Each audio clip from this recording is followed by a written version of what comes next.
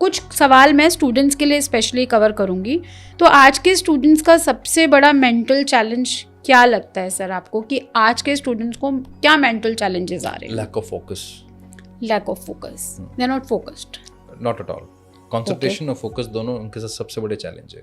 Okay, distracted हैं, distracted next level के, attention span बहुत कम है, और फोकस मतलब विजनरी वैसे भी नहीं है, सिर्फ शॉर्ट टर्म कैसे ना कैसे कोई जॉब मिल जाए, पेपर क्लियर हो जाए, या मेरा कोई काम सेटल हो जाए, उतना ही है, उससे बियॉन्ड तो सोच ही नहीं पा रहे। और उसको करने के लिए भी जो चाहिए वो है आपको स्ट्रॉन्ग अटेंशन स्पैन। तो हार्वर्ड की रिसर्च बोलती है कि 8 सेकंड से ज़्यादा रहा नहीं है अब अटेंशन स्पैन। तो इतना पुअर अटेंशन स्पैन रह गया, तो लॉन्ग आवर स्टडी करना अपने आप में टफ हो गया है। तो ये आपको ये चैलेंजेस दिख रहे हैं कि स्टूडेंट्स जो हैं वो ये नहीं कर पा रहे हैं। क्या स्ट्रेस और एंजाइटी डायरेक्टली ब्रेन परफॉर्मेंस को इफेक्ट करते हैं एग्जाम्स के टाइम पे?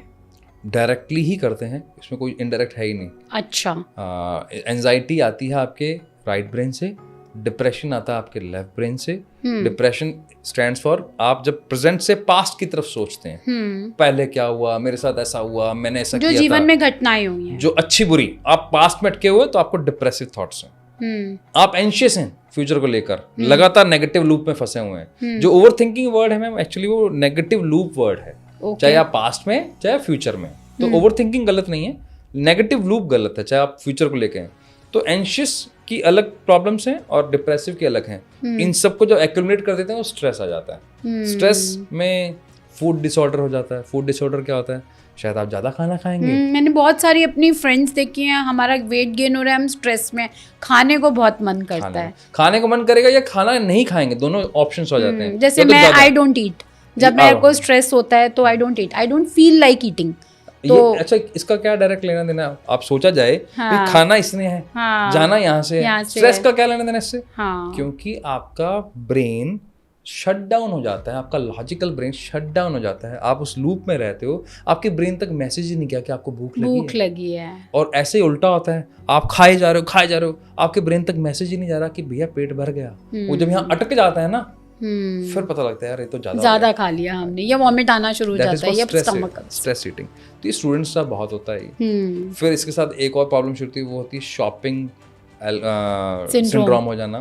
फिर एक होता है शाइनी ऑब्जेक्ट सिंड्रोम हो जाना। तो ये सारे चैलेंजेस जब आपका लॉजिकल ब्रेन शट डाउन हो जाता है तो आप लॉजिकली सोच ही नहीं पाते हो। तो आगे बढ़ते हैं सर, स्टूडेंट्स के ही कुछ क्वेश्चंस हैं।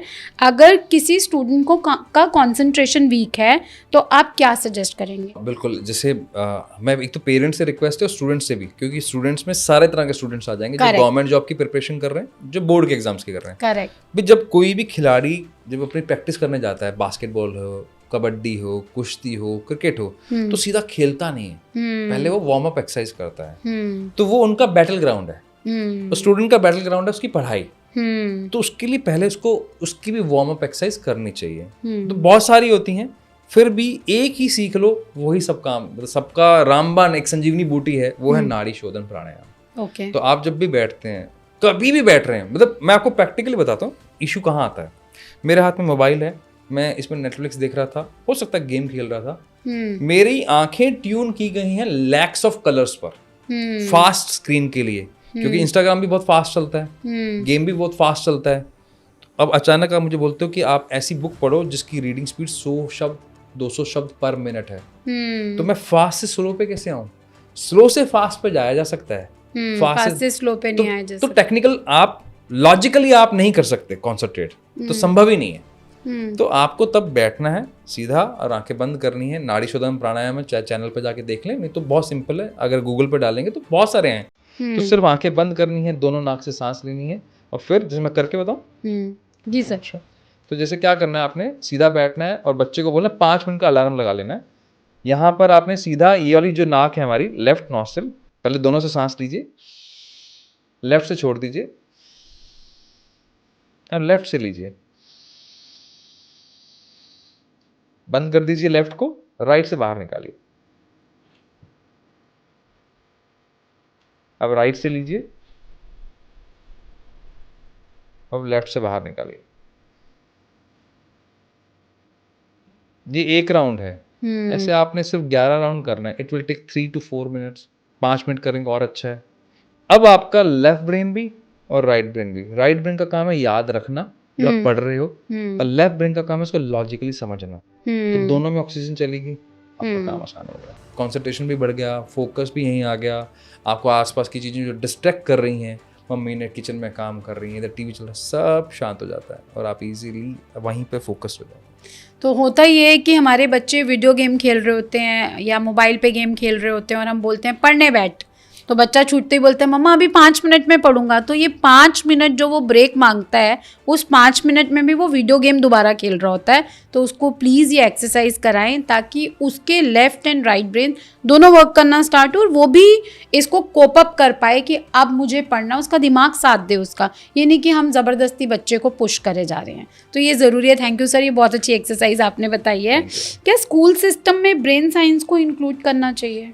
हर कीमत पर करना चाहिए। जैसे पहले क्या था, दादी नानी के नुस्खे होते थे कि हल्दी का काम क्या है, काली मिर्च का काम क्या है, अदरक का काम क्या है। अब मुझे लगता है हर पेरेंट को ब्रेन समझना चाहिए और पेरेंटिंग के ऊपर पहले सेशन होना चाहिए, ब्रेन के ऊपर, पेरेंटिंग के ऊपर नहीं, ब्रेन के ऊपर कि ब्रेन कैसे काम करता है, ताकि आपको समझ में आए कि अगर आपके स्कूल ने आपको एक प्रोजेक्ट दिया है जो बच्चे के साथ बैठना है तो क्यों दिया है, और अगर बच्चा को कर रहा है तो उसके प्रॉस क्या हैं, इसके कॉन्स क्या हैं, तो दोनों को एक्युमुलेट करके आपको, जैसे मैंने एक मैम अभी देखा था, मैं नाम भूल रहा हूँ व्यक्ति का, वो बहुत अच्छा काम कर रहे हैं। वो स्कूल में जाते हैं और वहाँ पर ना मेयोनीज ले ली या कुछ भी है, उनको बच्चों को दिखाते हैं बनती कैसे है। ओके। तो बच्चों को मना नहीं कर रहे हैं कि मत खाओ, उनको रियल व्यू दिखा रहे हैं कि ये हो रहा है, तो बच्चा अपने आप छोड़ देगा ना।